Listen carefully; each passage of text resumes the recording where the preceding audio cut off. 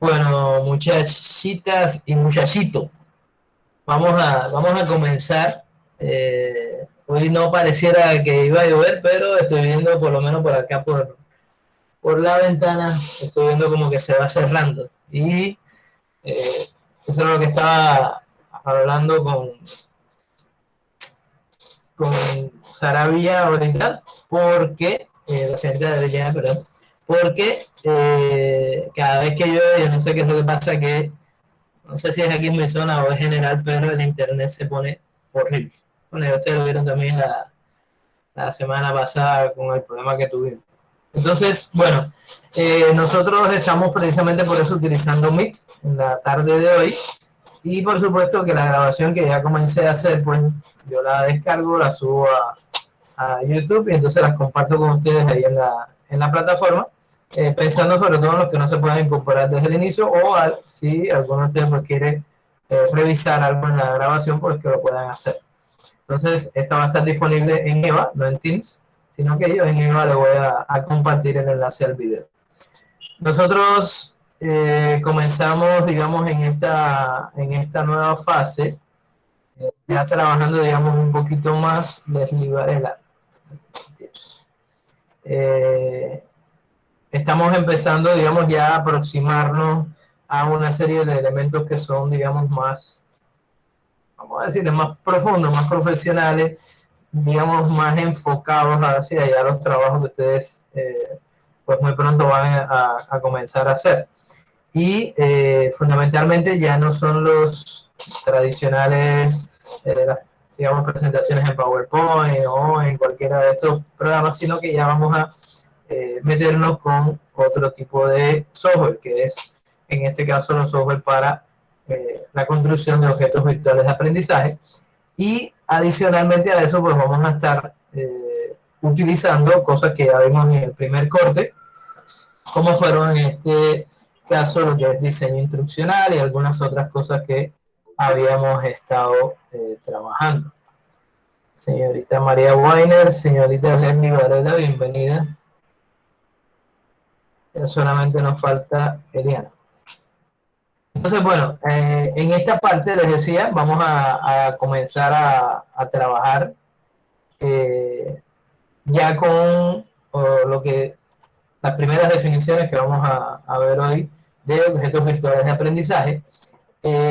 Básicamente voy a dar una serie de, digamos, elementos iniciales y después voy a explicar acá en la plataforma eh, cuál es la actividad que ustedes van a desarrollar en esta segunda fase.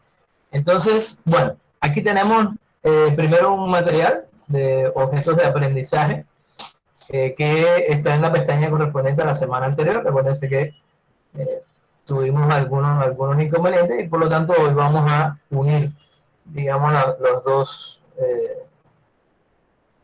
temas, básicamente. Eh, este documento que yo les estoy presentando es de la Universidad Politécnica de Valencia en España y también del Instituto de Ciencias de Educación en España y sobre todo del área de sistemas.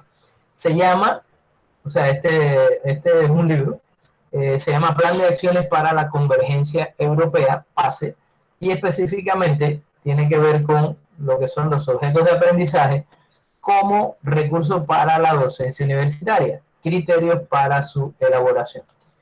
Nosotros no vamos a ver todo el libro, vamos a ver acá una parte, pero sí es importante a los efectos del trabajo que van a desarrollar ustedes, pues que lo utilicen como material de consulta, yo diría que permanente, cuando tengan alguna duda con respecto a la fase que vamos a hacer en este segundo corte.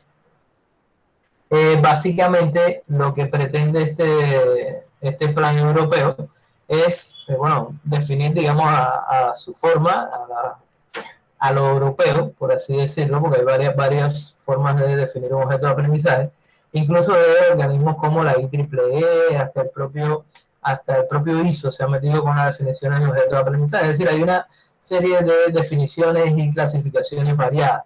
En este caso, ya que tenemos la facilidad del material y que es un material bastante completo, pues vamos a estar trabajando con la definición que ellos dan, cuáles son las características y las ventajas que tiene la elaboración de objetos de aprendizaje. Eh, la segunda parte, que es los pasos para precisamente construir un objeto de aprendizaje, y esto nos va a llevar a la parte final del semestre, que se recuerden que vamos a incorporar determinados elementos en una página web o un blog, dependencia de a cuál de las dos definiciones ustedes lleguen en el tercer corte. Y bueno, algunos elementos que trae esto, digamos, a manera de ejemplo. Yo pienso que todo el libro le es importante, pero con las 14 primeras páginas, es decir, 14, 15 primeras páginas, nosotros vamos a tener casi todos los elementos que necesitamos para desarrollar nuestro trabajo.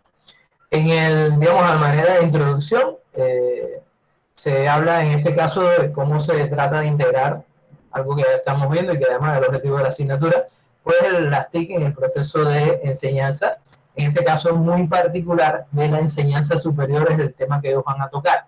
Sin embargo, en el trabajo que yo les pido, vamos a ver que, digamos, le hemos bajado un poquito el nivel de preparación para que este primer proyecto pues sea más fácil para ustedes. En el caso de la educación superior, ustedes saben que a nivel de Europa es prácticamente un marco europeo común, es decir, todo lo que se hace en Europa, incluso desde la época en que se definían los temas de competencias y demás, pues se hace de una manera unificada, es decir, tanto las definiciones como las políticas que se siguen, pues ellos la integran básicamente en todos los países de Europa, el espacio europeo.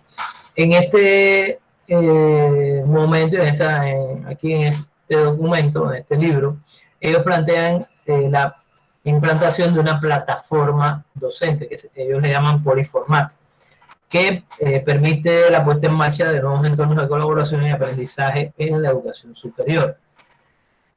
Para eso, plantean la producción de elementos educativos multimedia, que es una plataforma que le llaman Polimedia.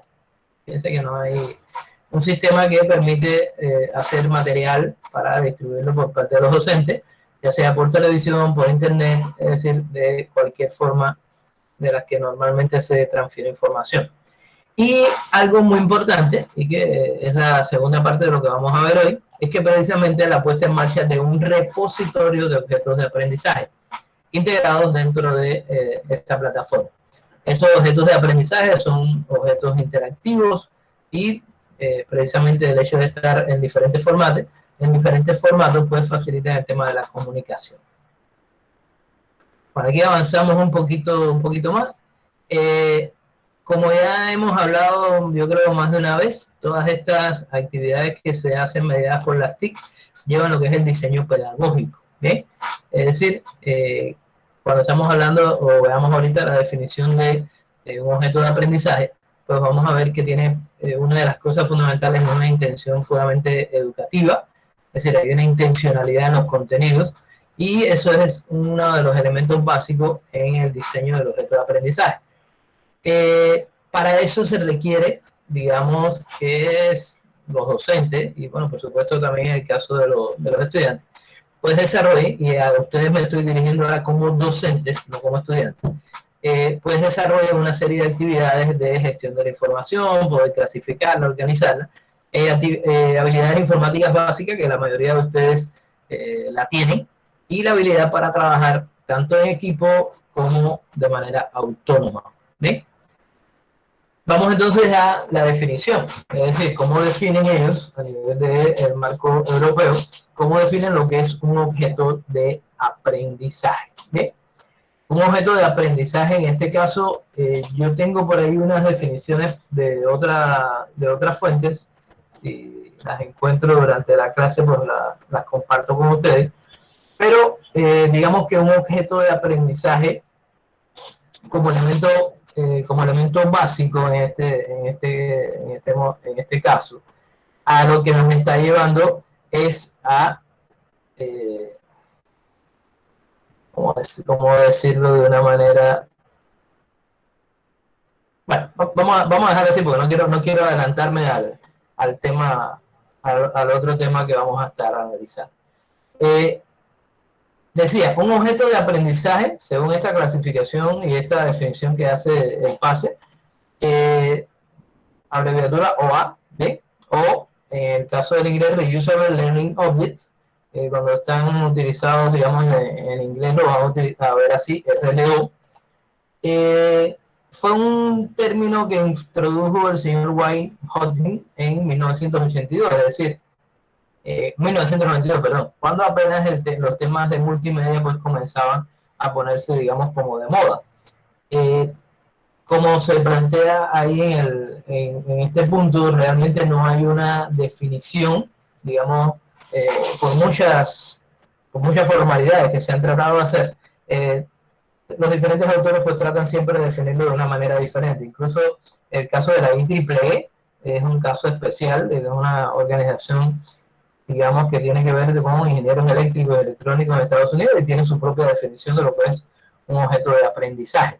Entonces, a veces se asocia con términos como learning objects, en este caso, o objetos de aprendizaje reutilizables, objetos de conocimiento reutilizables, cápsulas de conocimiento. Es decir, se puede encontrar el mismo término en diferentes formas.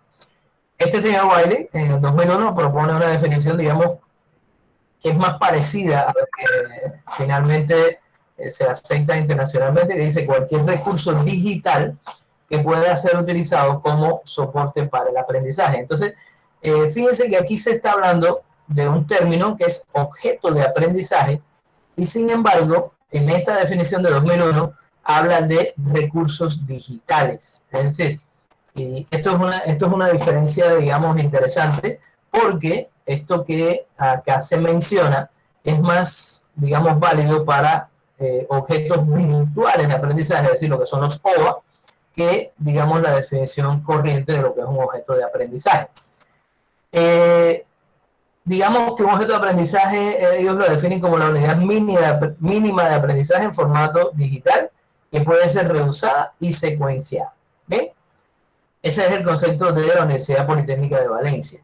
Digamos que cuando tú integras una serie de estos pequeños componentes de objetos de aprendizaje, pues llegas a, digamos, a ir escalando al nivel de módulo, al nivel de disciplina, al nivel de incluso de carreras universitarias, cuando se hace referencia a la virtualidad. Sin embargo, ellos mismos plantean, y yo les vuelvo a insistir, aquí están hablando de objetos de aprendizaje, pero muchas de estas definiciones ustedes se las van a encontrar bajo lo que es un OVA, es decir, objeto virtual de aprendizaje. ¿Ven? Acá no hacen esa distinción. Porque fíjense que desde el primer momento están aplicando que tiene que ser un formato digital, que está acá en la primera característica. Es decir, un formato digital que tiene capacidad de actualización y o modificación constante. Es decir, es utilizable desde Internet y accesible a muchas personas simultáneamente desde distintos lugares.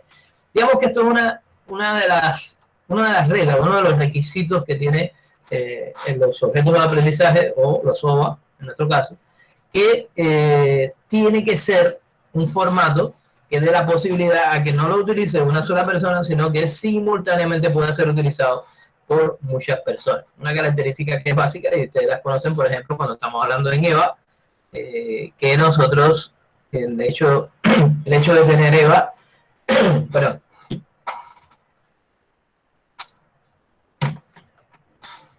una de las características como plataforma en este caso es que puede ser accesada por distintos estudiantes, por distintos profesores, incluso al mismo curso o al mismo recurso, y él tiene implementado su propio mecanismo para que no haya conflicto, es decir, para que todos puedan acceder. ¿Ok? Entonces, bueno, el propósito pedagógico, que es una de las claves prácticamente a la construcción de un objeto de aprendizaje o un objeto virtual de aprendizaje, y es que tiene que estar claro desde el inicio de la construcción de cuál es el objetivo de lo que usted quiere para lograr el aprendizaje. Es decir, no solo es el contenido, sino la forma en que usted va desarrollando ese contenido. Es lo que quiere decir en el caso de propósito pedagógico.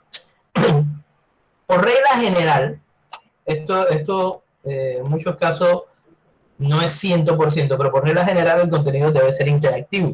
Es decir, que va a participar la persona que está implicada en el proceso de aprendizaje, es decir, el alumno, pero también debe participar el profesor en ese intercambio de información. Insisto, yo ahora me estoy dirigiendo a ustedes como profesores, ¿bien? Independientemente de que estén en séptimo, octavo, en el semestre que estén, yo quiero que ustedes analicen esto desde el papel de profesores, no de estudiantes, porque como estudiantes ustedes prácticamente no tienen que hacer nada con un objeto de aprendizaje sino utilizar.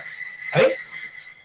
Entonces, el objeto, y fíjense que aquí es donde es importante establecer la intencionalidad y lo que quiero, digamos, que el estudiante aprenda, dice, es necesario que el objeto incluya actividades, es decir, ejercicios, simulaciones, cuestionarios, diagramas, gráficos, todo lo que a ustedes se les ocurra, que permitan facilitar el proceso de asimilación y el proceso de seguimiento del aprendizaje de cada estudiante.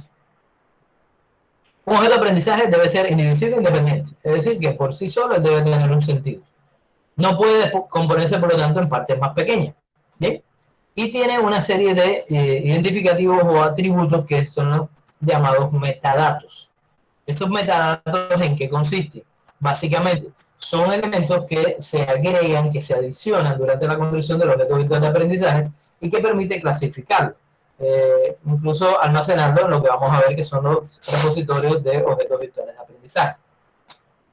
En este punto, esos metadatos son, digamos, equivalentes a los que se van con un correo cuando usted envía un correo a una persona. Es decir, cuando usted manda un correo a alguien, no solamente está mandándole lo que usted le escribe, no solamente está colocando, digamos, los elementos propios del correo, sino que adicionalmente a eso, también viaja junto con el correo, en el cuerpo del correo, aunque usted no lo determina ni lo puede quitar, pues viaja información que acerca de la dirección IP de la máquina de la cual se envió, detalles, digamos, del autor, muchas cosas, hora, fecha, todas esas características, esos son lo que se llama, en el caso del correo, metadatos del correo, en el caso del objeto de aprendizaje, pues los metadatos del objeto de aprendizaje. ¿Bien? Cuando usted ya une varios objetos de aprendizaje, pues puede llegar al concepto de módulo de aprendizaje. Bueno, aquí no vamos a profundizar mucho porque esto yo creo que es bastante evidente cuáles son las ventajas, digamos, para el estudiante y para el profesor, en este caso, de la utilización de objetos de aprendizaje o objetos virtuales de aprendizaje.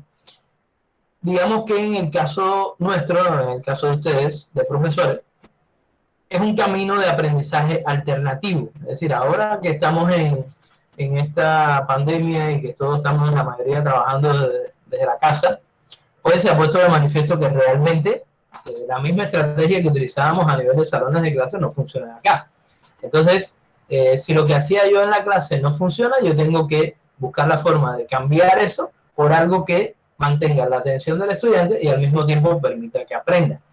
Si antes, por ejemplo, en el salón donde ustedes estaban con sus profesores, pudiera ser que un profesor les pidiera háganme una cartelera o hagan una exposición y ustedes se sentaban ahí, recuerdo, en el pasillo, con marcadores, haciendo en esos papelógrafos grandes, pues haciendo sus exposiciones, ya hoy en día eso no lo pueden hacer. Entonces, ¿de qué manera se puede trazar una estrategia que cambie esa manera en la que, digamos, como profesores ustedes empleaban hasta este momento? Es decir, ya hoy eso no se puede hacer. Y posiblemente pase un tiempo todavía, yo pienso que hasta que no salga y se pueda vacunar, digamos, a la población de manera general, va a ser muy complicado todavía pasar a esa, o volver a esa presencialidad.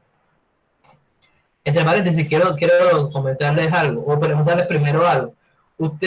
¿Alguno de ustedes se inscribió en los programas estos ¿cómo es que le llaman? ¿De presencialidad o de alternancia allá en la universidad? Sí, profe. ¿Y quién lo estaba utilizando? Ahora mismo estoy en la universidad. La universidad. Pero yo Sí. no. Bueno, profe, ¿ cuántas asignaturas estás viendo con el profesor de manera presencial? Bueno, estoy viendo inglés que la damos 2 veces a la semana y una los viernes. ¿Y cuántos estudiantes más o menos están participando? Pues hoy somos 4, pero nada más pudimos venir 2. Wow. Bueno, esas limitantes yo creo que han hecho que, porque la universidad se trazó como meta, pues darle la oportunidad a que todo el que quisiera pues estudiara y tuviera por supuesto las condiciones físicas para que estudiara en ese método de alternancia. Eh, te preguntaba por cuántos estaban asistiendo y demás, porque tengo la impresión de que después de una fase inicial en el semestre pasado, de que muchos estudiantes, sobre todo motivados porque no tenían, digamos, los recursos de internet y las cosas como para trabajar desde su casa, pues un poco como que muchos se han ido como acostumbrando a este proceso.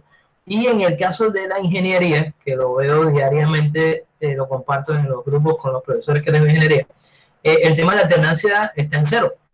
Es decir, conozco profesores que están en los salones estos de allá del sistema de Cosmo, salón para 30 estudiantes, digamos, en esta fase creo que dejan estar 10 nada más, y hay 0 estudiantes. Es decir, que realmente esa alternancia no ha sido posible lograrla hasta este momento. Por eso un poco quería consultarlo con ustedes que no son de ingeniería. Eh, Además de Magalis, ¿hay alguien más que haya pasado por esa experiencia? O que esté en este momento en alternancia con alguna asignatura. ¿No? Bueno, Magali, No, profesor. ok. Bueno, Magali, entonces eres la única alternada aquí en este grupo. Entonces, eh, ¿por qué saco esto a colación? ¿Por qué les hablo de esto? Porque fíjense que aquí dice, para la parte de profesores, que son ustedes, ofrecer caminos de aprendizaje alternativos. Eso fue una de las primeras cosas que se trató con el tema de la alternancia, buscando que ese, digamos, aburrimiento que llegó a existir en algún momento, cuando pasaban las semanas, pasaban las quincenas y la pandemia seguía, y no puedo salir y me tengo que ver todos los videos del profesor, de todos los profesores. Eso ha ido como cambiando en estos momentos. Y una de las cosas que yo he estado mirando también es este segundo punto, que es que se adaptan los programas formativos a las necesidades específicas de los estudiantes. Esto es básico porque además, ahora mismo nosotros estamos compartiendo un espacio común, que es el espacio que se designó para la clase, ¿sí? Igual que si estuviéramos allá en la universidad, como Ari. Pero nosotros podemos no estar. Y en la práctica hay algunos compañeros que cuando no están, inmediatamente van y buscan la grabación. Entonces, ¿qué es lo que hay acá? Una de las ventajas que precisamente se le asignan a los programas virtuales o a las metodologías virtuales es precisamente que hay procesos que son sincrónicos, como este que estamos haciendo ahora, y hay procesos, la mayoría, que son asincrónicos. Es decir, que usted hace el trabajo o el proceso de aprendizaje en el momento que usted quiera. En el caso de los profesores es muy importante el segundo aspecto, que es utilizar materiales desarrollados en otros contextos y sistemas de aprendizaje. Es decir, recuerdo que una de las directivas que siempre se daban desde procesos académicos era que nosotros como profesores desarrolláramos nuestros propios, digamos, recursos y utilizáramos materiales preparados y hechos incluso hasta con formatos de presentación de PowerPoint de la universidad y toda una serie de elementos.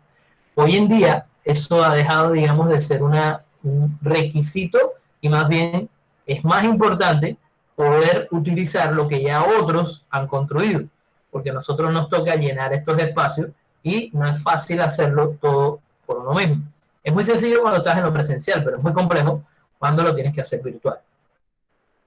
Ahí, por lo tanto, eso me trae una consecuencia y es que cuando yo estoy reutilizando material de otros profesores, incluso de otras universidades que lo ponen, vamos a ver lo que son los repositorios, pues precisamente lo que estoy haciendo es ganando tiempo. Es decir, si yo puedo garantizar con mis estudiantes que utilicen un material que ya fue desarrollado y probado en otra universidad, y aquí normalmente nos vamos hacia universidades en el exterior, digamos, en ese mismo caso que de este material que es España, pues ahí estamos ganando tiempo. ¿Sí? Y ganar tiempo para un profesor es importante. Lograr la adaptación a distintos contextos de aprendizaje, crear contenidos que puedan ser rediseñados y adaptados a las nuevas tecnologías.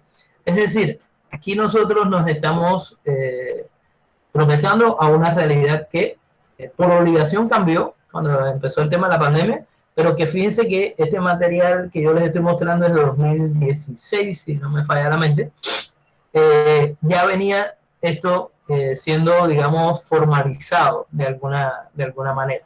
¿Okay? Bueno, aquí hay una clasificación, aquí sí no me voy a adentrar en cuáles son los distintos tipos de objetos de aprendizaje, según el contenido pedagógico, según el formato. Vamos a caer acá en esto que digamos que es lo básico para el trabajo que ustedes van a desarrollar.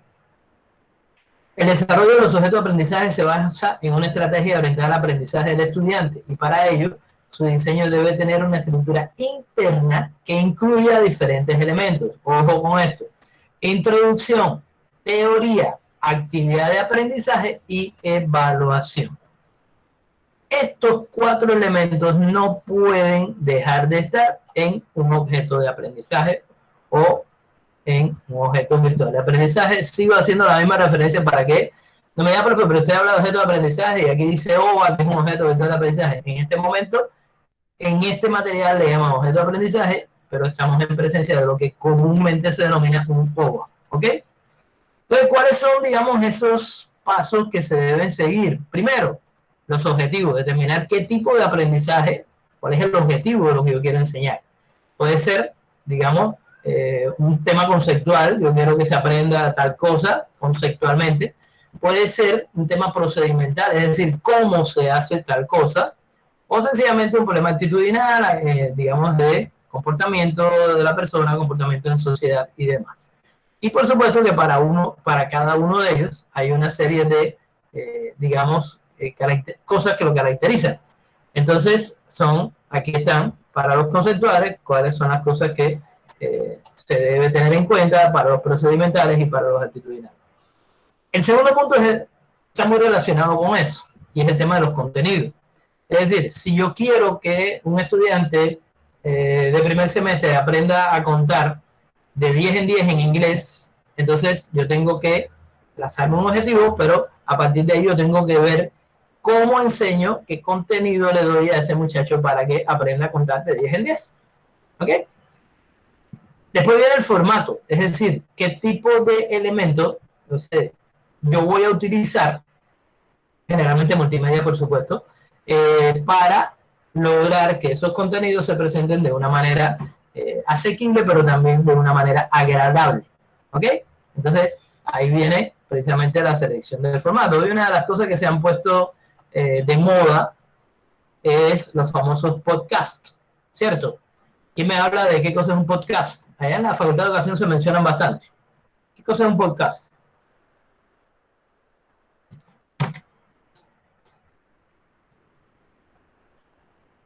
¿Alguien? Un podcast son Son grabaciones en formato MP3 en los cuales se hablan de un tema en específico y son bastante, bueno, anteriormente eran bastante utilizadas en periodismo, pero hoy en día con todo esto de la virtualidad hay muchas personas que lo han ido implementando para dar a conocer temas de interés de la población. Ok. Anyway. Lucy, ¿te ibas a decir algo? Ya no, profe. ¿Ya no? Ok. Es decir, que los famosos podcasts no son más que, digamos, grabaciones, como dice Naiwen, que son pequeños contenidos que se graban. Generalmente esa palabrita proviene de periodismo, efectivamente, pero básicamente hoy ha tomado como un impulso. Sin embargo, yo pregunto, ¿ustedes consideran más relevante desde el punto de vista del aprendizaje, un podcast o un video?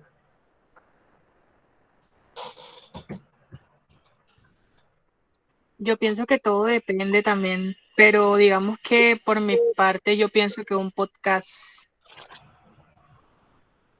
sea, porque todo es por estilo de aprendizaje y esto. Yo les voy a presentar algo, no sé si ya lo han visto, me imagino que sí, que tiene que ver con la pirámide del aprendizaje. Esta pirámide la hizo, bueno, hay varias. Tenemos una que es de Bloom, del mismo que hace la clasificación de Bloom, que es muy interesante, pero creo que esta de Dale es más comprensiva. Entonces, miren acá, creo que es esta la que me da mejor. Déjame ver. Acá. La pirámide del aprendizaje de Edgar Dale. ¿Qué cosas se retiene? Y fíjense que va desde la punta de la pirámide, digamos, lo más estrechito, lo que, cuánto retengo de algo que escucho, es decir, la parte verbal, que es una actividad pasiva, a las 2 semanas de haber escuchado algo, cuánto retengo de eso que escuché. Y fíjense que el dato es sumamente interesante, que es un 5%. Aquí, desde mi punto de vista, estarían los podcasts. Es decir, yo oigo un podcast hoy que me dice cómo se hace un objeto de aprendizaje, a tratar, lo mismo que estoy, digamos, haciendo con ustedes, pero ahora estoy mezclando dos partes, y no estoy haciendo sencillamente un audio, sino que estoy haciendo un proceso en el cual ahora estoy mezclando imágenes. Vamos a ver cómo me incrementa eso en el caso de la pirámide de aprendizaje de Dale. Es decir, si yo escucho ahora, como ustedes han escuchado, y sencillamente no vuelven a tomar el tema, y dentro de 2 semanas yo les pregunto qué cosa es un objeto de aprendizaje o cómo se construye un objeto de aprendizaje, ustedes van a retener solamente un 5% de eso que escucharon que yo les decía. Si al mismo tiempo, aquí, que ustedes lo van haciendo conmigo, ustedes van leyendo, yo les voy mostrando el PDF, se lo estoy leyendo. Aquí entran entonces a jugar 2 sentidos, el sentido de la vista y el sentido del oído. Es decir, que en la pirámide está el leer y el escuchar. En este caso, esto es lo que se maneja como actividad verbal, y ya el hecho de leer aumenta a un 10% lo que usted retiene, insisto, al cabo de 2 semanas. Si suma estos 2 elementos, es decir, escuchar y leer, está teniendo un 15% de retención del material. Ahora fíjense cómo cambia cuando hay una actividad visual, es decir, cuando yo estoy viendo algo, estoy viendo un gráfico como este. El solo hecho de ver el gráfico me está aportando un 20%, es decir, superior a las 2 actividades anteriores. Si yo estoy viendo y escuchando, es decir, aquí que yo estoy leyéndoles la pirámide y al mismo tiempo ustedes la están viendo, entonces se pasa en vez de un 20 a un 30%. ¿Bien? Entonces, y aquí, estas que son actividades, digamos, de tipo pasiva, donde ustedes sencillamente escuchan, leen o ven algo, o lo ven y lo escuchan, pues fíjense que se logra hasta un 30% de recordar el material al cabo de 2 semanas. Aquellos que tienen una actividad, digamos, más activa, cuando usted, o ahora mismo, como yo le preguntaba a Naiven, bueno, ¿qué cosa es un podcast? Yo le hacía la pregunta, Naiven daba su concepto, a lo mejor, no sé, podía entrar los cine, que yo pensé que me iba a dar un concepto diferente, entonces a entrar a decir, bueno, sí, pero un podcast no es solo esto, entonces ahí se establece, digamos, una conversación o una discusión que no, ojo, a veces le tememos a la palabra discusión, y discusión no es nada negativo, al contrario, cuando usted está discutiendo un tema, usted está dando sus aportes y está escuchando los aportes de los demás. Entonces, en este caso particular, cuando usted está discutiendo un tema con un compañero, pues llega a tener en esa conversación hasta un 50% de retención. Digamos, cuando yo estoy haciendo algo por mí solo, ¿qué? Yo me siento y nunca he hecho, no sé, un plato de comida, nunca he hecho de espaguetis a la boloñesa, no sé, me cojo un video, qué sé yo, y aparte de ver el video y buscar los ingredientes, voy y lo hago, ¿bien? Estoy practicando haciendo, 75% de retención. Fíjense que aquí se logra un resultado altísimo. Y estamos hablando a las 2 semanas. Es decir, que si dentro de 2 semanas yo tengo que volver a repetir eso de espagueti, muy posiblemente me tenga que asesorar en algún ingrediente tal vez, pero el resto ya lo tengo en mi mente. Y la que más aporta es el decir y hacer. ¿Bien? Este decir y hacer que, a ver si no me caso. Este decir y hacer que es cuando ustedes, profesores, le están enseñando a otras personas, pues sencillamente, al mismo tiempo que ustedes están enseñando, están aprendiendo y alcanza hasta un 90% de retención. Es decir, que fíjense que esta pirámide es sumamente interesante, pero además sumamente estudiada. Esto no lo hizo Bale porque él quisiera o porque, no sé, un día se levantó por la noche y dijo, yo creo que esto es así. No, estos son resultados de estudios. Estudios que confirman además que mientras mayor cantidad de sentidos usted le coloque al proceso de aprendizaje, mayor es la retención. Entonces, fíjense que lo que nosotros pretendemos con un objeto de aprendizaje es precisamente, según nos dice el PASE, que cuando ya yo tengo los elementos, los contenidos, pues entonces es que voy a comenzar a desarrollar el objeto a partir de ¿qué? De elementos de multimedia, de imagen, de texto, es decir, multimediales. Por eso la pregunta inicial de el podcast, porque es algo que aparentemente es como si se hubiera puesto de moda, pero ya ustedes vieron lo que sucede cuando estoy escuchando sencillamente solamente y no estoy haciendo ninguna actividad que apoye esa escucha. Entonces, eso es un tema muy importante, pienso que para ustedes es fundamental. Entonces, digamos que la elección del formato, lo que yo quiero ver, bueno, si es imagen, si hay texto, si hay multimedia, entonces pues se elabora el objeto. La introducción, ¿qué debe contemplar la introducción cuando estoy haciendo la construcción de un objeto de aprendizaje? La utilidad del contenido, es decir, para qué se usa, para qué me va a servir, una guía del proceso. ¿Bien? Bueno, ustedes aquí van a aprender tales y tales y tales temas. Un factor de motivación, ¿bien? Para que el tema les resulte interesante. Detalles que convengan para promover controversia, generar curiosidad, asombro, etc. Relación con otros conocimientos previos y posteriores. Es decir, cuando usted está hablando de algo que usted quiere que la persona asimile mejor, pues usted debe relacionarlo siempre con lo que ya esa persona sabe o con lo que finalmente va a aprender. Ustedes ven que con bastante frecuencia le digo, bueno, listo, esto le va a servir para, y le trato de proyectar hacia adelante, tanto para su vida profesional como a veces hemos hecho en la vida personal. Pero en este caso propio de este curso, fíjense que hemos ido siguiendo una línea. Y una de las características que ahora con esta actividad que yo les voy a dejar planteada, una de las características básicas es que esa actividad está íntimamente vinculada a la actividad final, es decir, al proyecto final que todos van a desarrollar.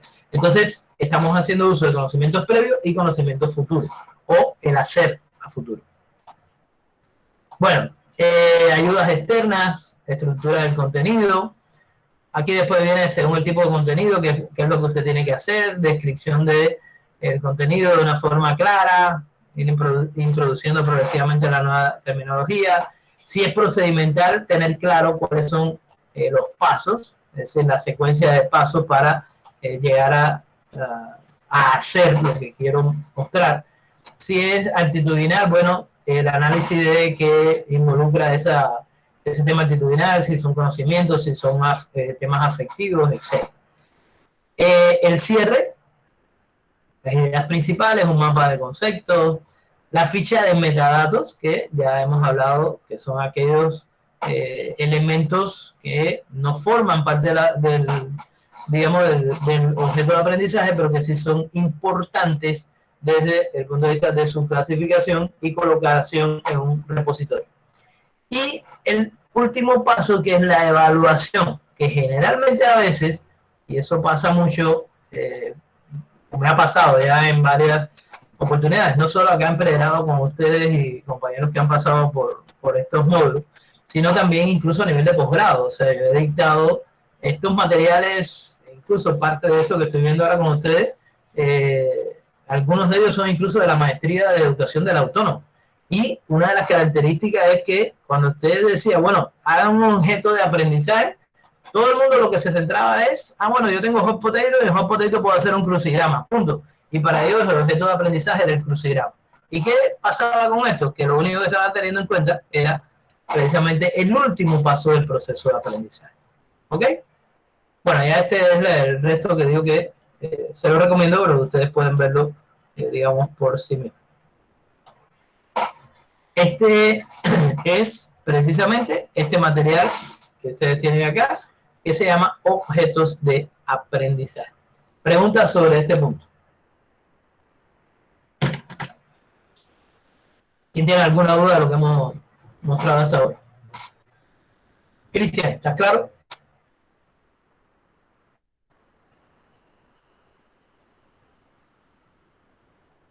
Cristian, estás haciendo la cena muy temprano. No, se fue. Miércoles. La señora Aida Merlano. Perdón, Isabel. Diga, profe. ¿Claro todo lo que hemos planteado hasta ahora? Sí, todo está bien, profe. ¿Todo está bien? Sí, señor. Bueno, entonces vamos a, digamos, a la segunda parte, que es un material de la UNIR.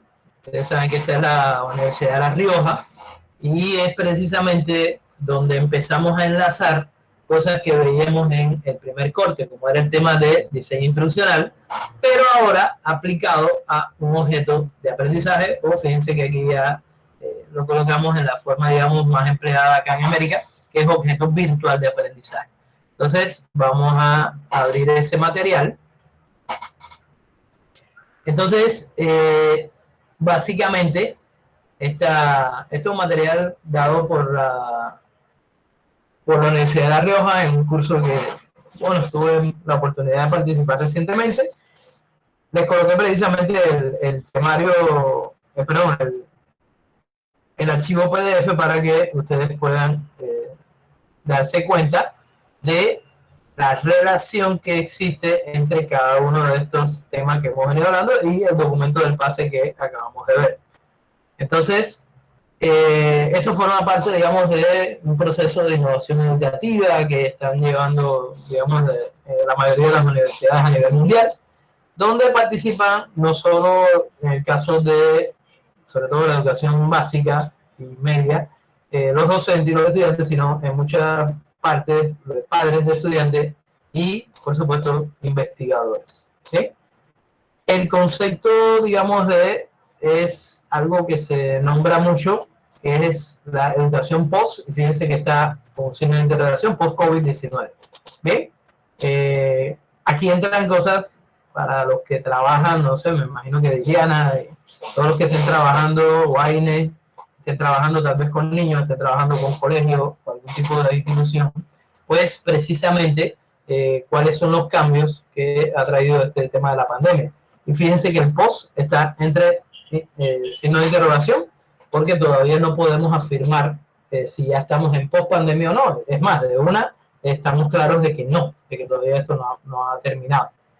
Entonces se trata de, digamos, todo lo que es la parte de tecnología para educar, el rol de las familias, cada vez más importante. ¿Cuál va a ser el futuro? O sea, ¿hacia dónde vamos? Y por lo tanto, ¿cuáles van a ser, digamos, esos docentes del siglo XXI que son ustedes, que se están formando y todos los que van a trabajar, digamos, en este siglo con las características que ya hemos visto en su momento? Ojo, estas que están marcadas aquí con signo de interrogación: televisión educativa y radio educativa. Por lo menos aquí en el Departamento del Atlántico, yo he participado en varias reuniones con Secretaría de Educación y se ha tocado mucho el tema de la radio, es decir, de emisoras de radio para facilitar, y ahí entraría la pregunta que le hice a Naiva ahorita, precisamente hasta qué punto realmente esa radio educativa va a facilitar el proceso de aprendizaje. Recuérdense que una radio estaría en la punta de la pirámide con solamente un 5%. Eso es algo que, por lo menos en los distintos lugares, hemos tratado de hacérselo ver a los participantes, porque fíjense que aquí incluso en Europa también se plantea como una alternativa, pero con un signo de interrogación. La televisión educativa, ahí nosotros también hemos recibido información acá a nivel del departamento del Atlántico y de otros departamentos que están tratando de implementar eso. En Antioquia se ha hecho experimento, pero también con un signo de interrogación. Y yo creo que aquí todavía es más claro que en la radio, es decir, mientras un podcast, tal vez yo puedo dar un tema en media hora, en una televisión educativa necesito mucho más, digamos, otro tipo de recursos, otra preparación, otra forma, y realmente lo que es más importante, a cuántas personas, digamos, yo llego. Listo, yo llego a toda la población que tenga televisor o que tenga radio, pero de qué forma llego, con qué frecuencia llego a esas personas. Que en una carrera, digamos, de pregrado, ustedes tienen alrededor de 8 asignaturas, digamos, por semestre, pero cada una de esas asignaturas tiene 2-3 horas semanales. En un solo programa, digamos, en la licenciatura, que hay ahora ya octavo semestre, diciendo que hay 6 asignaturas por semestre, estamos hablando de que hay 48 asignaturas que se están dictando simultáneamente. Entonces, estas son algunas de las cuestiones que complican mucho el tema de que, ¿cómo hago para que cada una de las asignaturas que se dictan en un horario que además que se pueda ver, no grabar, yo pueda al menos dedicarle 1 hora semanal? Entonces, ahí empiezan las complicaciones. Por supuesto, el tema famoso de e-learning con los contenidos, es decir, cómo se hace, a través de qué medios, insisto, medios, que es esta asignatura. Los conceptos de, digamos, recurso digital, que es un, digamos, bueno, vamos a irlo por partes. Un objeto informativo o un objeto de aprendizaje son un conjunto de recursos digitales que pueden ser utilizados en diversos contextos y poseen una estructura de información externa, metadatos, para facilitar su almacenamiento, identificación y recuperación. Si ustedes ven, esto es una definición que se acerca mucho a la que veíamos ahorita de objeto de aprendizaje. Un recurso digital es cualquiera que pueda estar almacenado en formato digital. Y un OVA, que esta es la expresión que utilizamos más frecuentemente, sobre todo acá en Colombia, es un conjunto de recursos digitales que puede ser utilizado en diversos contextos con un propósito educativo y constituido por al menos 3 componentes: contenido, actividad de aprendizaje y elementos de evaluación. Fíjense que este es muy parecido a lo que veíamos ahorita cuando leíamos el PASI. ¿Ok? Y por supuesto, lo que ya veíamos desde el inicio del semestre, lo que es un ambiente virtual de aprendizaje. ¿Cómo se crean nuestros propios contenidos? Bueno, indudablemente, aquí estamos en presencia de lo que es e-learning y por supuesto, lo que hemos ya dicho tantas veces, lo que es el diseño instruccional y que ya ustedes conocen perfectamente qué cosa es. Digamos que una de las cosas, bueno, aquí le llaman colección de OVAs, nosotros vamos a verlo como repositorios de OVA, son sencillamente o están agrupados en dependencia a las distintas, digamos, los distintos contenidos que se quieren en un momento determinado plantear. Digamos que si usted está hablando de un tema que es teoría celular, pues usted tiene lo mismo que lleva cualquier objeto virtual de aprendizaje, los contenidos con un propósito, las actividades y finalmente el tema de la evaluación, y así en cada una de las partes. ¿Okay? Eso sería, digamos, un ejemplo de biología de sexto grado. Es el caso que están poniendo aquí. Bueno, aquí ya se está hablando ya de otra parte que evidentemente esto es algo a lo cual tienen que llegar la mayoría de las universidades hoy, que es el cambio, la reorientación de los modelos pedagógicos. Yo voy a traer al Congreso de ahora del CID, yo voy a traer a un señor que es un peruano, el creador de la red de docentes de Latinoamérica, que ese señor es especialista en esto y precisamente la conferencia de él, se la voy a recomendar en su momento, es el cambio en los modelos pedagógicos a partir del tema del coronavirus. Es decir, cómo hay que cambiar los modelos educativos para esta nueva situación que tenemos hoy. Pero fíjense que desde hace muchos años esto se viene trabajando. Incluso en algún momento nosotros veíamos, miren acá, Este señor, no sé si se acuerdan de él, ¿se recuerda? El que se acuerde de esto, le aumento la nota formativa si tiene algún problema. ¿Se acuerdan de este personaje? Y esta imagen que está aquí. No me hagan quedar mal así. Cuando veíamos corrientes pedagógicas hace un tiempo, entre las corrientes pedagógicas había una que precisamente era, o este señor era uno de los que crearon esa corriente, en este caso que se llama conectivismo, y este es el señor Siemens. Este señor, precisamente una de las cosas que se está planteando hoy es que lo que él define como conectivismo es las bases para un modelo pedagógico de este siglo, es decir, para poder trabajar de manera conectada todas las personas. Bueno, este material es muy interesante, pero es un poco extenso. Quiero quedarme acá en este punto. Digamos, ¿cuál es la clave para desarrollar un diseño, a partir de un diseño instruccional adecuado? Pues, ¿cuáles son los elementos a los cuales nos lleva esto? Bueno, por supuesto, el tema pedagógico, el tema de las interacciones, es decir, entre estudiante y profesor, el tema de la didáctica que se va a emplear, los roles, es decir, cuál va a ser el rol del estudiante, cuál va a ser el rol del docente, pero fundamentalmente orientado hacia el desarrollo de unos contenidos. ¿Okay? ¿Cómo desarrollo estos contenidos? A partir de la forma en que defino mi diseño instruccional, cuál es digamos, la parte pedagógica en la cual voy a hacer énfasis, cuáles son los materiales didácticos que voy a emplear, es decir, que todo esto está íntimamente relacionado. Y bueno, y aquí se empieza ya con otro tema que tiene que ver con las experiencias de aprendizaje, los distintos modelos que hay. Fíjense que aquí está el que nosotros hacíamos referencia y que utilizamos acá en la americana, cuando comenzaron los programas virtuales, que es el famoso modelo ADI, aunque algunos de ustedes también mencionaron el de Gagné y el de Kemp. ¿Okay? Bueno, estos son, digamos, ya eso lo vimos, cómo es el diseño utilizando el modelo DADI, es decir, el análisis, diseño, desarrollo, implementación y evaluación. Estos son los pasos fundamentales. ¿Ok? Este material les recomiendo que lo revisen antes de el próximo paso. Esto, digamos que era lo que nosotros teníamos con relación a los conceptos y cosas básicas de la semana pasada.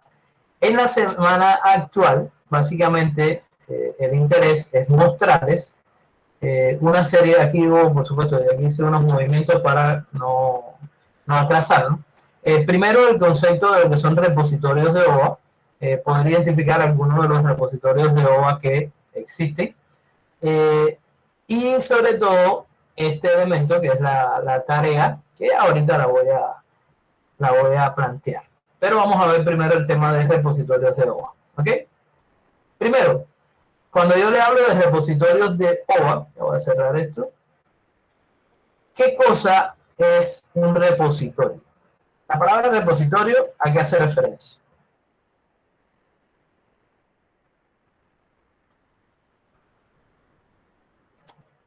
¿Qué me dice? ¿Qué cosa es un repositorio? No son documentos que quedan. ¿Documento que qué? Que los repositorios no son los diferentes materiales como trabajos, maestrías y estos trabajos de grado que están dentro de las bibliotecas de las diferentes instituciones. Hay repositorios efectivamente, hay repositorios de tesis de maestría, de tesis de doctorado, pero el concepto es más amplio todavía. Liliana, ¿qué te iba a decir?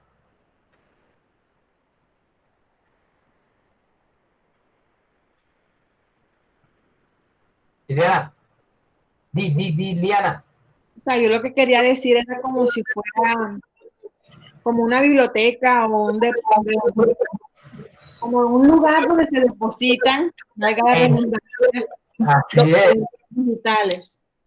Es decir, un repositorio de manera general, si yo busco la palabra repositorio sola, un repositorio es más, vamos a buscarlo sola. Según la definición de la RAE, un repositorio, ¿qué cosa es? Lugar donde se guarda algo. Eso es un repositorio. ¿Ok? Si yo guardo, no sé, zapatos, el lugar donde guardo zapatos, eso es un repositorio de zapatos. Si yo guardo semillas, eso es un repositorio de semillas, así sucesivamente.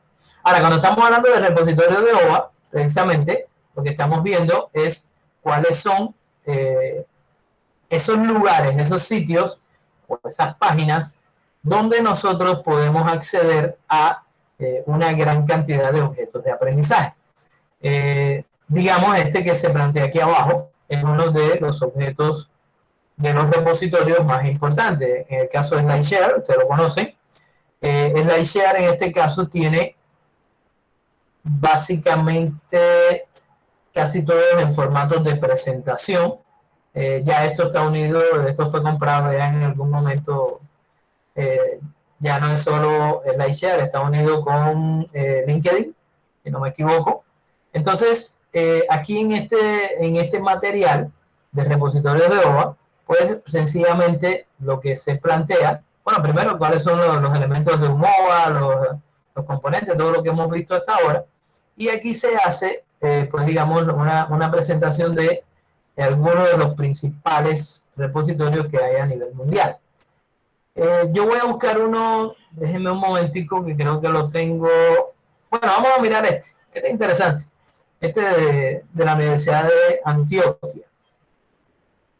Miren, la OPS, que todos saben lo que es, ¿cierto? La Organización Panamericana de la Salud, tiene un campus virtual de salud pública. Entonces, aquí tiene un repositorio de objetos de aprendizaje. Pues miren cuántos repositorios de objetos de aprendizaje, por ejemplo, hay acá, en Colombia.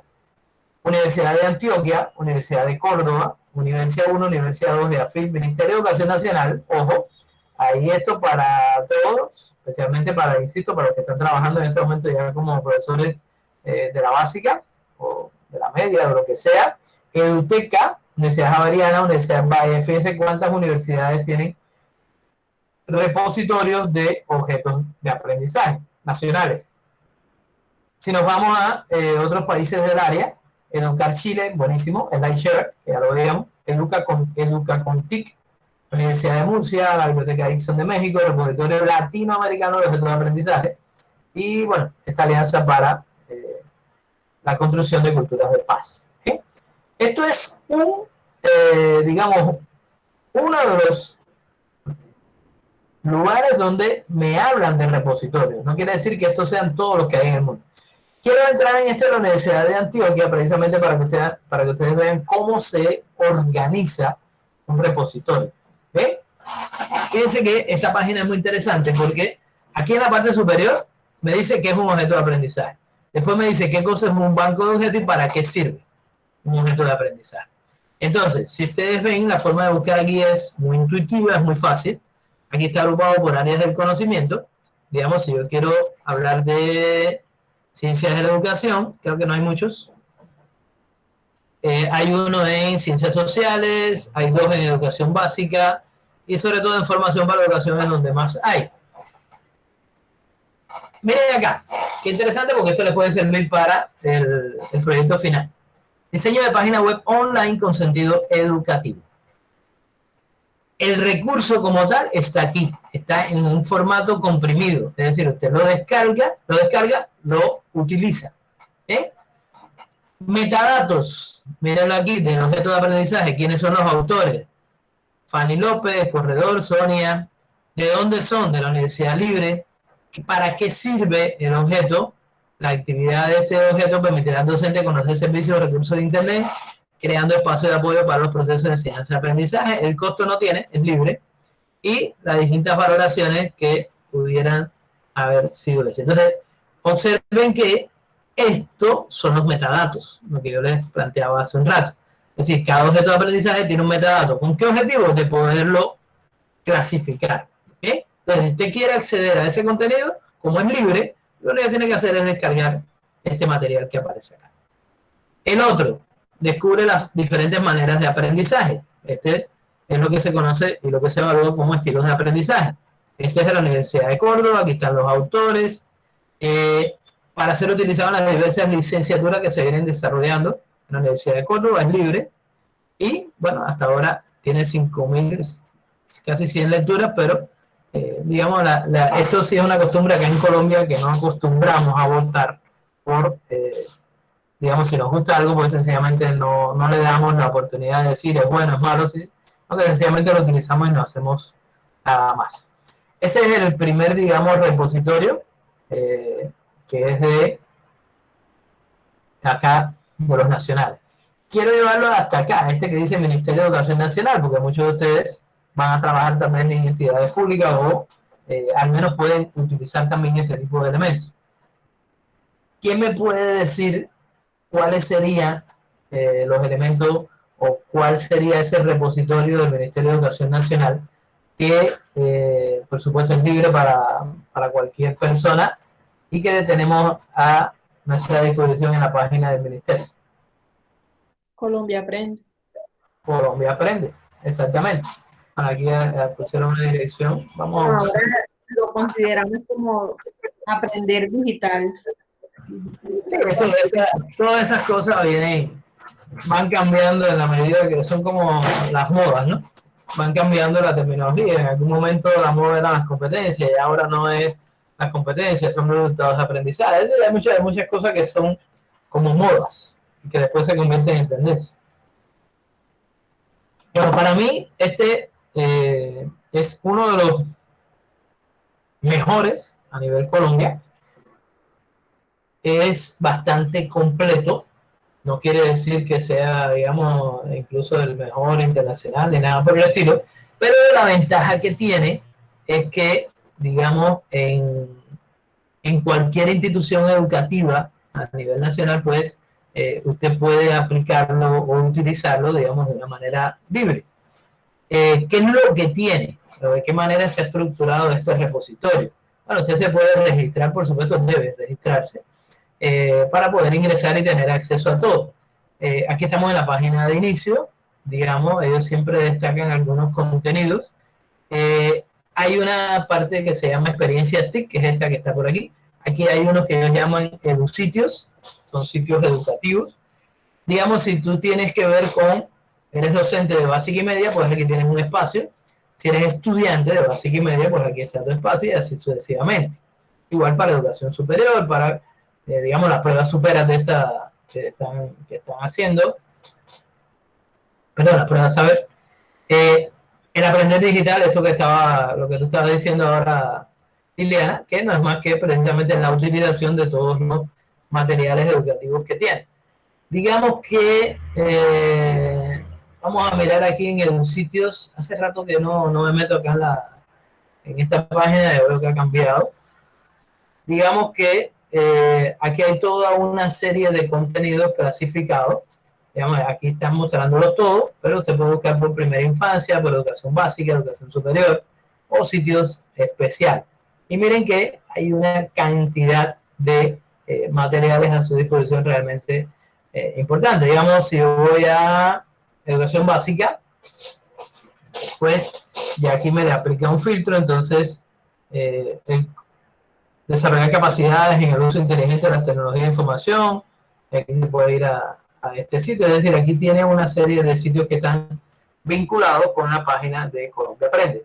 Y este, que es muy importante, el problema de esto es que existe y realmente usted va a un colegio ahora, no sé, en el caso de Liliana, tú que tienes experiencia, no sé cuál más de ustedes actualmente está trabajando en colegio. ¿Alguien más está trabajando en colegio además de Liliana?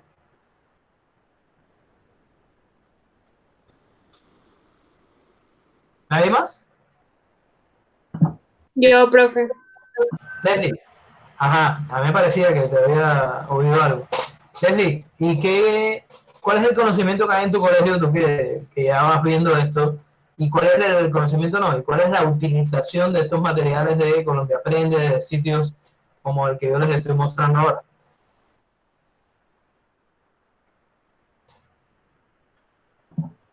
No, profe, pues allá no se dice nada de eso. por el tipo de población, ¿sí? Nosotros nomás trabajamos por WhatsApp y listo, no tenemos ninguna plataforma, no tenemos nada de eso. ¿Pero tienen computadores, tienen tablets, tienen algo en los colegios? Bueno, algunos estudiantes tienen, otros no. Pero en la institución en sí hay una sala de informática, pero no funciona todo, por decirlo así. O sea, es Ok. algo a medida. Liliana, en tu colegio cómo funcionaba eso? ¿Cómo funciona?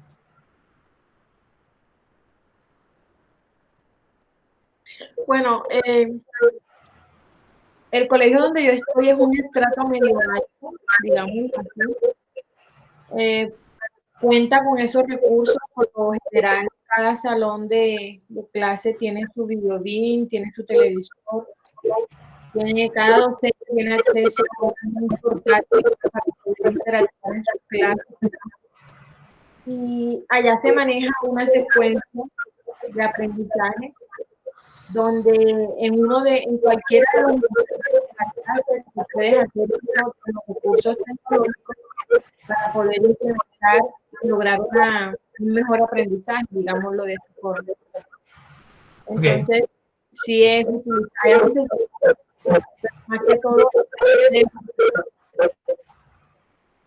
Escucho medio entrecortado, no sé si es tu conexión o es la mía, pero bueno, más o menos me llega el mensaje.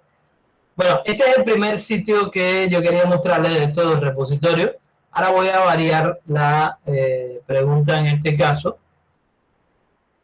porque acá vamos a encontrar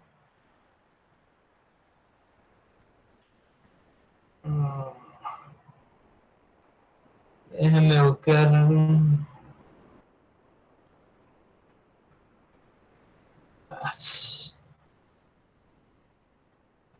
Déjenme revisar en la carpeta que yo tengo del diplomado, que yo creo que ahí tengo para no gastar tiempo acá.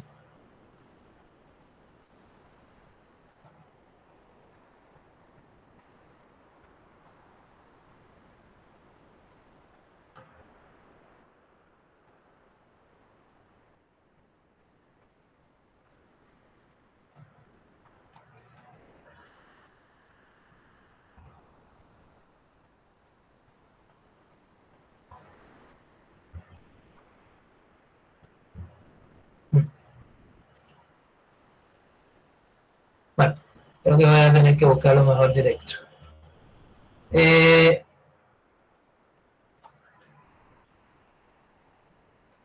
Repositorios de objetos de aprendizaje para niños. No.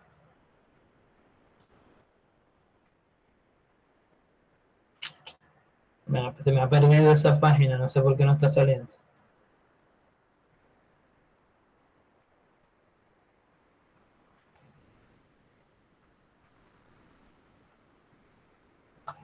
Voy a hacer un cambio de curso aquí un momento.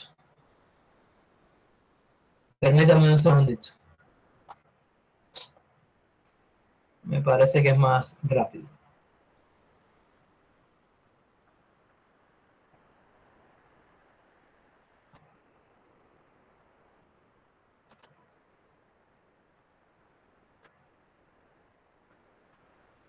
Miren, esta era una de las definiciones que yo le decía, o dos definiciones adicionales a las que vimos acá sobre objetos virtuales de aprendizaje.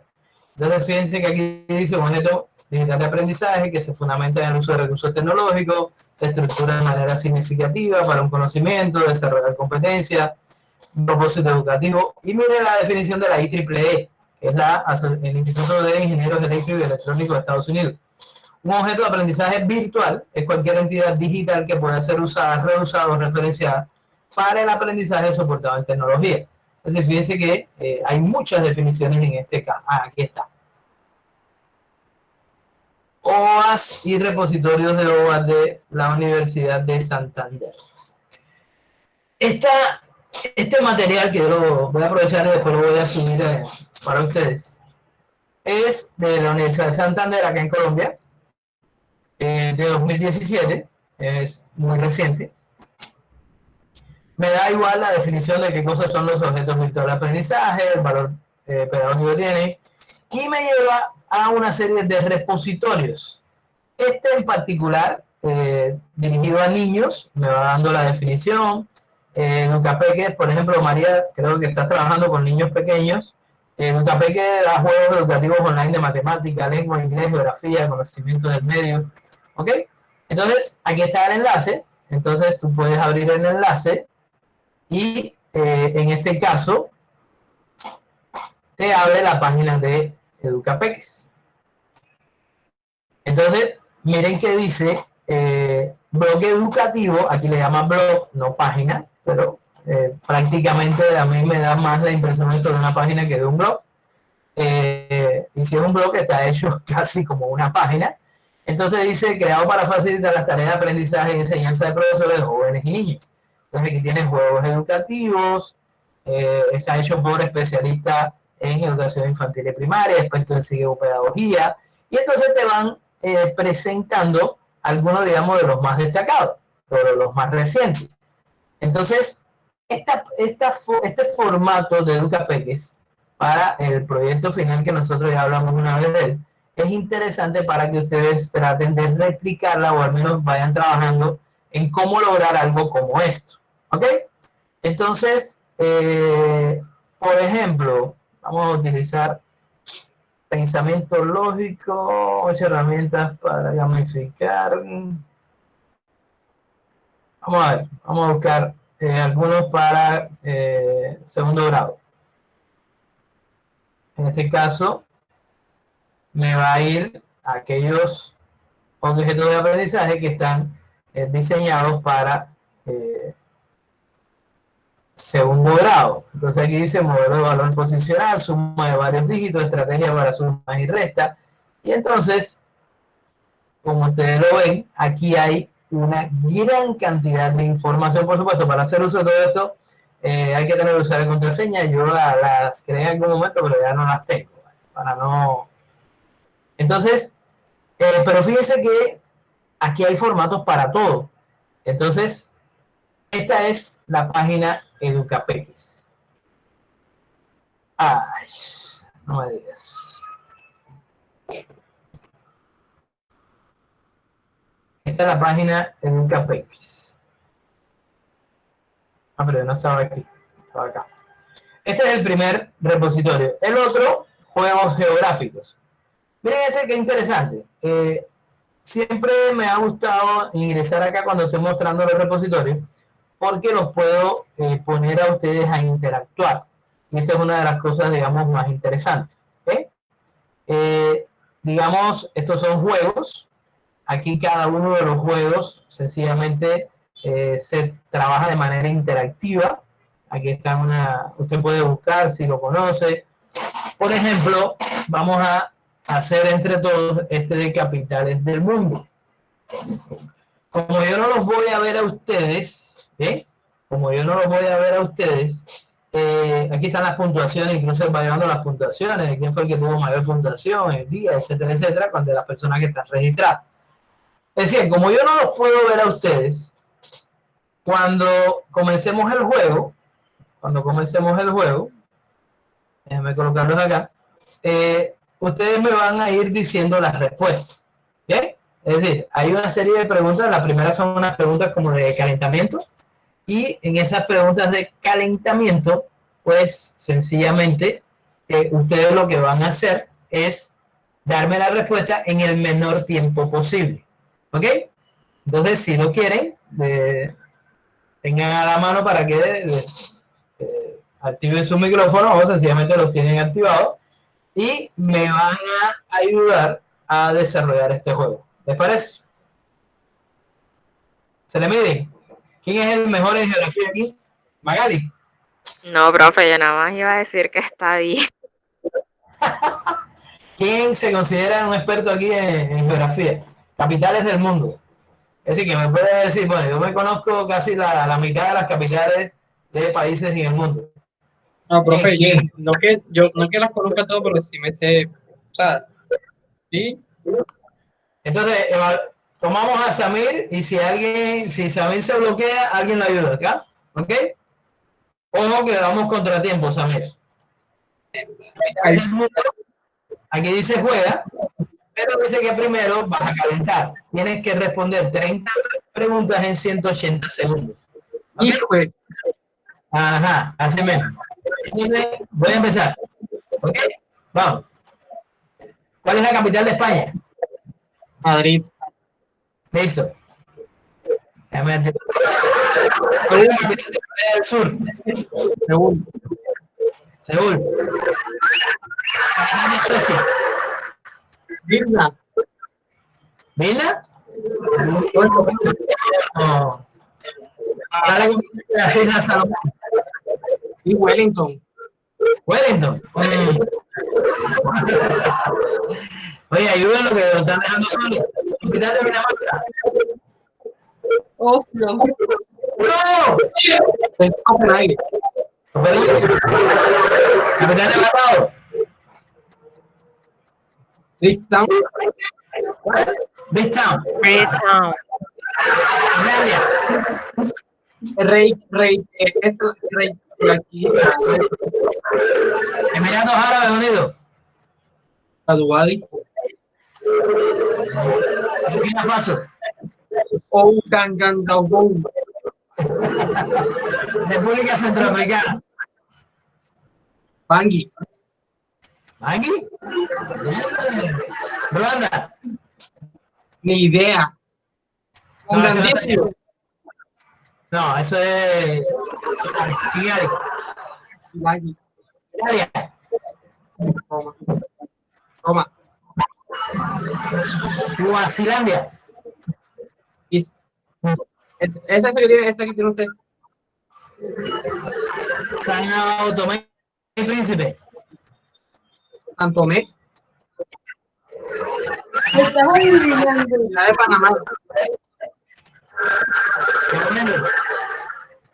ese no sé.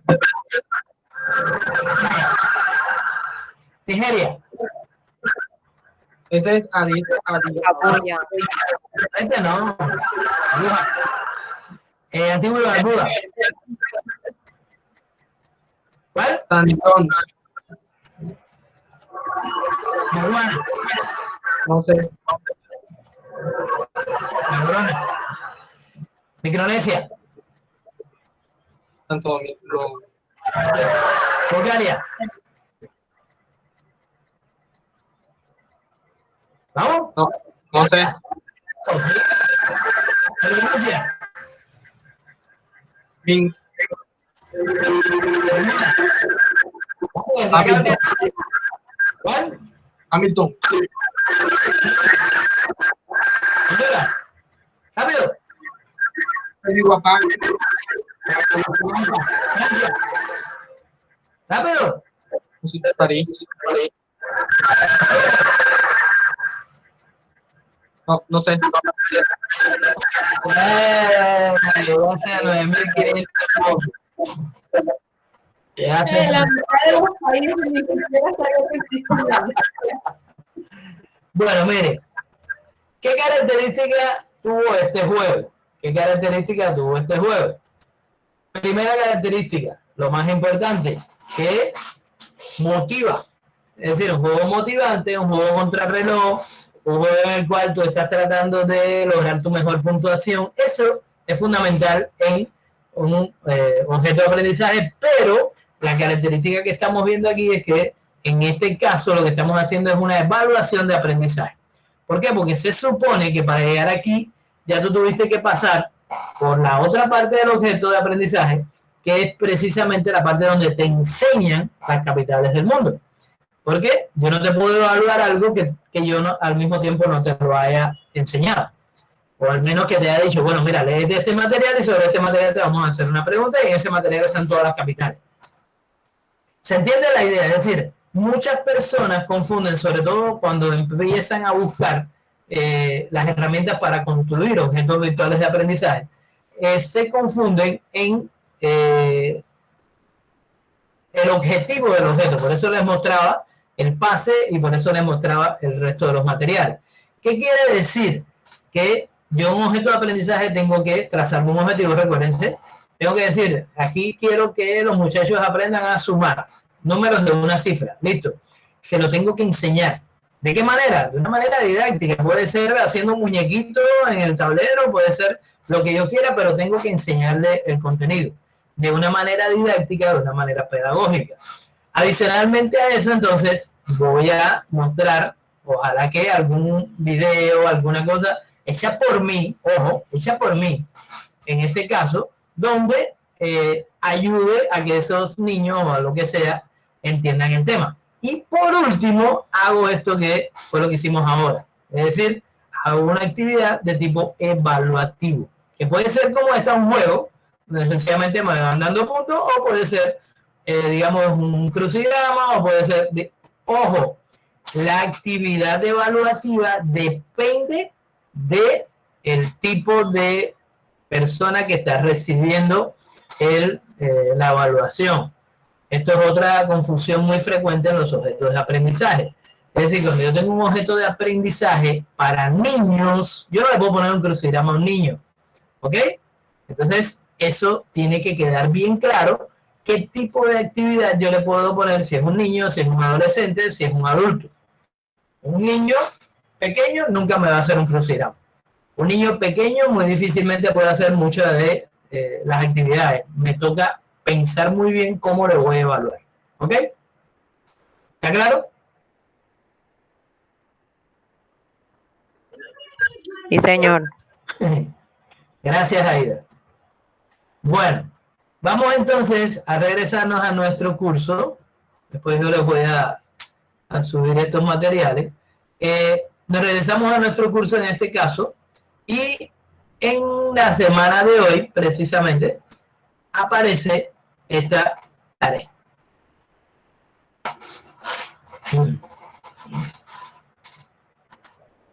Como el objetivo que hemos trazado desde el inicio es que la cantidad de actividades evaluativas sean las mínimas posibles, entonces ustedes van a desarrollar, por equipos de máximo 3 compañeros, van a desarrollar un OVA, es decir, un objeto virtual de aprendizaje, utilizando, yo les doy una lista aquí de herramientas que de todas formas la semana próxima vamos a hablar un poco más acerca de ellas.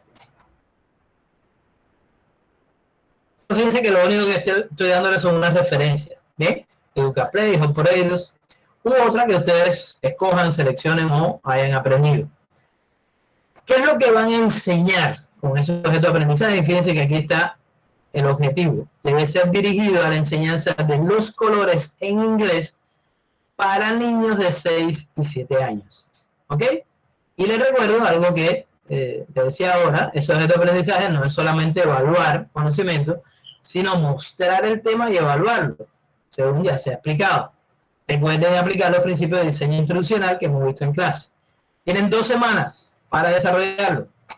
Y es la nota formativa de este corte. Es decir, esta va a ser la única nota formativa para el grupo de ustedes, por supuesto, porque es una nota formativa en la cual van a tener que esforzarse un poquito, pero como son de a 3 compañeros, pues pueden perfectamente, bueno, incluso ya varios trabajos, ya en el trabajo anterior se hizo también en equipos, pero aquí son 3 compañeros, máximo 3 compañeros, ¿ok?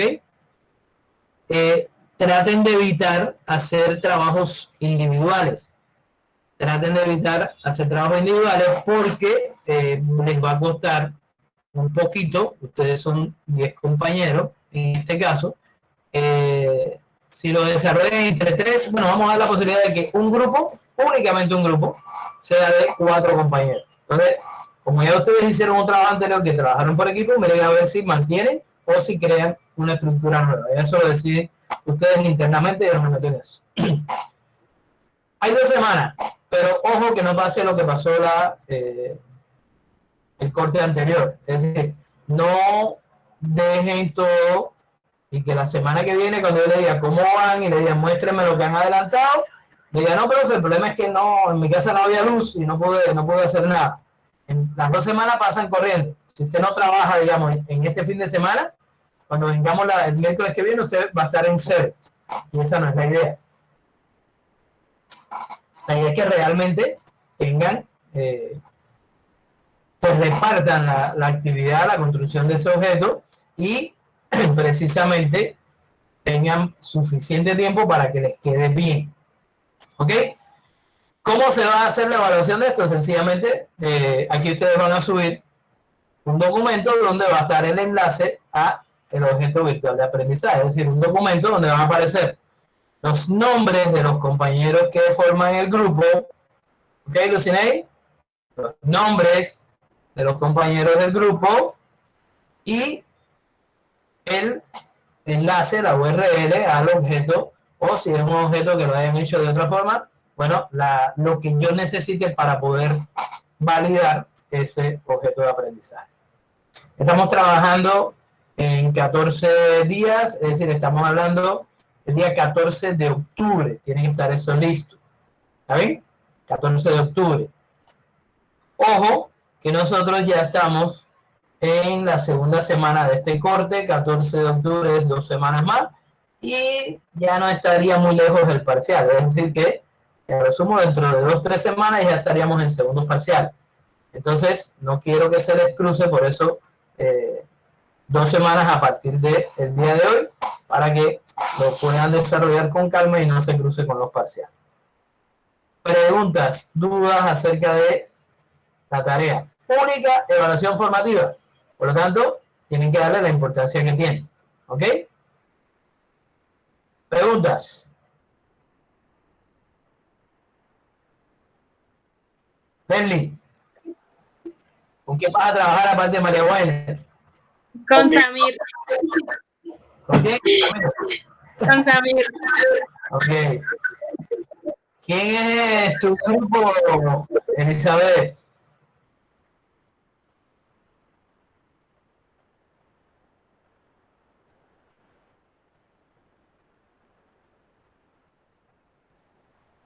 Pero, Naiwen, ¿quiénes son los 3 compañeros de tu grupo? Profe, pero, o sea, ¿este es el grupo nuevo o con los mismos que trabajamos la vez pasada? Ustedes escogen, si alguien no te funciona, lo sacan. Entonces, ustedes escogen, yo no lo digo a nadie. Stephanie, lo mismo te pasa en el tuyo. Liliana, lo mismo te pasa en el tuyo. Ustedes pueden decidir que, o a lo mejor yo soy el que no quiero seguir trabajando con Liliana, no sé, no me cae simpática. Entonces, no, Liliana, yo voy a trabajar con Naiwen, porque Naiwen me llevo mejor con ella. Ustedes reorganicen los grupos. Lo que estoy dando la posibilidad, por eso los estoy consultando, a los que más o menos llevaron la voz cantante en el anterior, porque un solo grupo puede tener 4 compañeros. Nosotros... Yo trabajo sola y así ¿Ah? Yo trabajo sola. ¿Tú trabajas sola? Ah, entonces Sí. ya el grupo de 3 más tú. Ok. Sonó feo eso, pero es así. Entonces, Liliana va a trabajar sola. Ya Profe, tengo una pregunta. Dime, Mary. O sea, bueno, el objeto de aprendizaje lo podemos hacer en el que nosotros nos sentamos más cómodos trabajando, ¿cierto? Sí, señorita. Mira, yo Y te voy hay un límite de pronto si son los colores, ¿hay algún límite del contenido o el cómo lo manejemos nosotros? No, es como ustedes lo manejan. Yo pienso que ustedes saben bastante de eso, saben más que yo posiblemente de eso. Es decir, no sé, tomar los colores básicos, pensar en que estoy enseñándole a un niño pequeño de primer grado, posiblemente por la edad, y entonces hay mucho. Voy a buscarle aquí un momento. A ver si me sale por acá. Herramientas para desarrollar OVA, objetos de aprendizaje. Aquí hay varias, aquí hay una que me da 5 herramientas, pero por aquí hay una que me da, creo que son como 17 herramientas. Entonces, ustedes pueden diseñar, mira acá, 17 herramientas para crear actividades educativas interactivas. Entonces, esta es una página, entonces, aquí cuando ustedes abren esa página, él te va describiendo, por ejemplo, esta Cuadernia, que es una herramienta bastante sencilla, y aquí te da el enlace. Aquí está Ardora, aquí también te describe lo que puede hacer y está el enlace, y así en cada una de ellas. Hay algunas que son de licencia libre, otras que hay que descargarlas, otras que son completamente web, por eso ustedes son las que tienen que trabajar. Esta es una de las que yo les recomendaba porque es bastante fácil de trabajar, se aprende rápido. EducaPlay, aquí está el enlace. Esta de Excel Learning es buena, pero tiene algunas cositas ahí un poquito. Y la otra era de estas que están aquí, entre estas 17, creo que serán las mejorcitas. Pero ustedes pueden buscar cualquiera, es decir, incluso puede que contacten con alguien que ya tenga cierta experiencia en el uso de estas herramientas, porque recuérdense que ustedes tienen que hacer el diseño, tienen que escoger la herramienta y tienen que llevar a esa herramienta. Yo no estaba compartiendo y le estaba mostrando la página, qué pena. Espérense un segundo, ya se la vuelvo a compartir.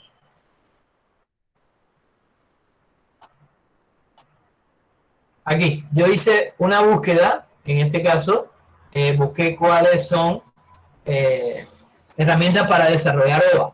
Aquí me da cualquier cantidad de herramientas. La primera respuesta es una que son 5. Ahí siguen apareciendo herramientas, hasta que encontré esta que dice 17 herramientas para crear actividades educativas interactivas. Y ahí están las que les estaba mencionando, es decir, Cuadernia, aquí está el enlace a la página. Ardora, es bastante fácil también de trabajar. Hot Potatoes, la otra que les coloqué ahí en la tarea como referencia. Esta lo que pasa, a mí ¿por qué no me gusta mucho Hot Potatoes? Porque está dirigida básicamente a hacer ejercicios. Entonces, para yo tener un ambiente de esto que solamente me permita hacer ejercicios, entonces me tocaría montarlo sobre un blog o sobre una plataforma, y eso es básicamente lo que va a ser el proyecto final. Entonces, ojo, porque la herramienta que usen y los objetos que creen aquí le van a servir como aprendizaje para desarrollar el proyecto final, que ya lo definimos desde la primera. Profe. Sí. Stephanie. Profe, por ejemplo, la plataforma esa, por ejemplo, lo que es Nearpod o Quizzes, esa no serviría. Todo lo que te sirva para hacer un objeto de aprendizaje. Yo no me las sé todas. Yo te estoy dando cómo y cómo tú puedes determinar desde ahí, empezar a mirar cuál es la que más se te acomoda. O sea, hay muchas. Incluso ustedes pueden hacer, por ejemplo, como les decía, que ustedes tienen que mostrar lo que van a enseñar. Ustedes pueden hacer un video. Entonces, no sé, María firma a Samir enseñando a decir azul a los niños. Y entonces después Samir firma y así sucesivamente. Es decir, ustedes pueden intercalar, deben ser cosas hechas por ustedes. No les recomiendo salir a buscar videos en YouTube ni en ningún lugar para montarlos, porque ya ahí estarían dejando ustedes de hacer la parte de aprendizaje. Es decir, el objeto completo tiene que ser hecho por ustedes. ¿Ok? Las animaciones. Okay, dime, Naiven, ¿tú ibas a preguntar algo? Sí, pero ya me lo respondió. Es que quería saber si en el objeto de aprendizaje también iba a ir el contenido de la temática. Ya. Sí, es que por eso le mostraba lo del pase. Ustedes tienen ahí toda la documentación para que sepa. Ustedes tienen que diseñar, bueno, ¿cómo lo voy a hacer? ¿Qué es lo que voy a enseñar? El contenido. Hacerlo los materiales y por último evaluar el aprendizaje. Eso es lo que ustedes tienen que hacer en el blog. Entonces tienen 2 semanas para eso. Yo voy a montarles esto que estuvimos viendo ahorita, se lo voy a subir acá a la plataforma. No creo que sea hoy porque ya se me está acabando la batería. Y me comprometo con ustedes a tratar de por lo menos mostrarles alguna de estas herramientas. Si encuentro un buen objeto de aprendizaje, pues se los trato de compartir acá. ¿Ok? Pero mientras les recomiendo que vayan adelantando, no esperen hasta el final. ¿Alguna pregunta? ¿Alguna duda?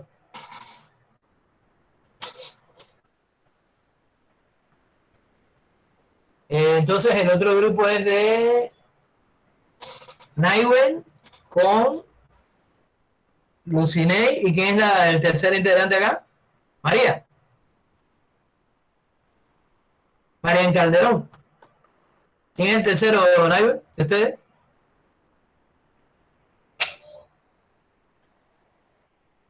Naiwen.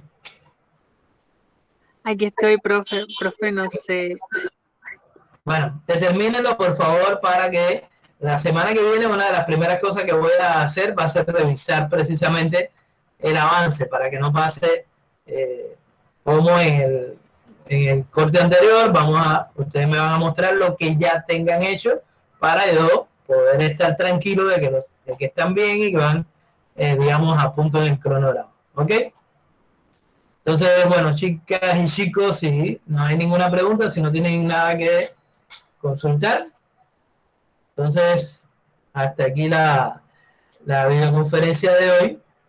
Síganse cuidando, recuérdense que aunque ya no estemos confinados en la casa, todavía el virus está por allá afuera. ¿Ok? Entonces, cuídense mucho, que tengan una feliz tarde todos. Igualmente, profe. profesor. Gracias. Chao, profe. Chao, profe, bendiciones. Chao.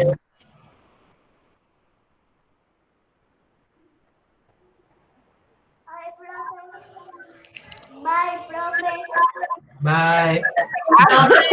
Olivia. A mí no me tomó la asistencia del comienzo. ¿A quién? María ¿Acaso, Wagner. ¿Acaso yo no vi cuando entraste? Ah, no sé, por si acaso. No, yo estoy chismoso siempre mirando el que entra. Aquí la única que me faltó hoy fue Eliana Vergara. Todos los demás estaban presentes. Listo, profe. Gracias. Ahí lo- Cuídese. Igualmente. Chao.